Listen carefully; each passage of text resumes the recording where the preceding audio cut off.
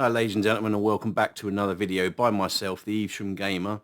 And this one's quite special actually because I've been meaning to do it for a while. And that is, have you ever heard of a Dingoo, or a Dingoo at all, but specifically a Dingoo A320? Well, it's one of these little buggers. Looks a little bit like a Game Boy Micro, I think you'll agree. It's a bit dark in here. I've had to move my stuff around again, so that's why I am right here. So the Dingoo A320 was released in 2009. And wow, what can I say? I picked this up at the time. I picked this up in 2010, I think it was actually. And I think I paid the grand sum of about £40 for it at the time. It was boxed at the time. But it's a great little gadget. You've got two little tiny speakers down the bottom here and here. You've got your USB or micro mic. I can remember which one it is now. Is it micro USB here?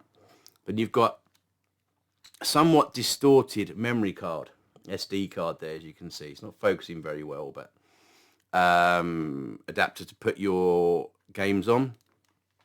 You have an AV out as well, which is brilliant.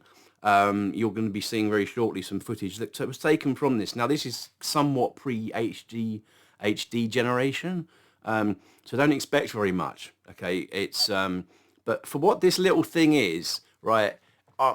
It's absolutely admirable. Now, also, it's possible to change the built-in operating system because the operating system on this is Linux based. But there is an operating system called Dingoo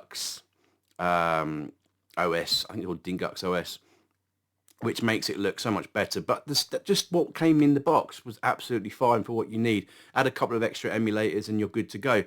The built-in ones, I believe, are, I think, Megadrive, CPS 1 and 2, I think NES, Game Boy Advance, I believe. So you've got an audio out jack as well. The audio out of this is never any good, not from headphones anyway. You've got your power switch there. You've got a reset button, which quite often you have to use, which is right there, and obviously a built-in microphone. You've got a pretty crappy D-pad, if you can just about see that, and the light's not doing it so much justice. And two L&R buttons at the top, but this just, you'll see a little bit how this works with Street Fighter, because to be honest with you, it ain't no good. Not for that. But some of the games are really, really good. So, I think probably the best thing to do is have a look at the GUI and see what you think. So let's have a look at that right now. So here we are with the GUI of the Dingoo A320. As you can probably just about see here, because I don't have good enough light in here, I'll sort it out eventually. It's plugged in with the provided, what is it called? I can't remember what it's called now, the little connector. But anyway, if I just stick my head down here, to capture this particular device, I'm using the Garrite AV to HDMI adapter. I tried different ways of doing that through the OSSC, but it just wouldn't have it. So, yeah, for 10 quid, what a fucking bargain. I can capture the old Dingoo A320. So anyway, the GUI. Let's have a look, shall we? So, you've got a plethora of settings on here. I think for what this thing is, it's absolutely fantastic. You know, there's so many different options on here. Bearing in mind it was in 2009 when this came out. You've got to hand it to it. It's a great little system. So you can change different themes. I mean, obviously, as I said, I may have already mentioned before, using the Dingoo OS on it instead makes this look a lot cleaner. But, you know, the default settings are absolutely fine. The default operating system is absolutely fine. You can literally just turn it on and off you go. So, yeah, so you can see there's a multitude of options there. It doesn't really matter. You've got a browser for browsing files. You can obviously, a little bit like a Windows Explorer. No point in me opening that. I can show you if you really want. So yeah, let's have a look anyway. There you go. You see, so I can view all the files that are on. There is it, the U disk? Oh yes, the U disk. You see, so What's that in there? Sonic the Hedgehog. Oh, Sonic the Hedgehog bin file. There we go. That's where you, once you plugged it in, you select to open TV basically, and then it will effectively cast it in an old school type of way of doing things. It's got an e-reader for ebooks if you really fancy that on a tiny little screen. I certainly fucking don't, but anyway. Picture, just to view pictures, and it's got a flash player built in. Wow. There's no chance of anyone actually hacking you on this because there's no Wi-Fi on it. Voice note recorder. So if you fancy using it as a dictaphone, I have to say the microphone really isn't very good on it, but it works. It works. It's got a built-in radio. What fucking game system do you know has a fucking radio built into it? Not to mention Campus Channel, whatever that is. But still, you know, it's a bit of an oddity, bit of a quirk.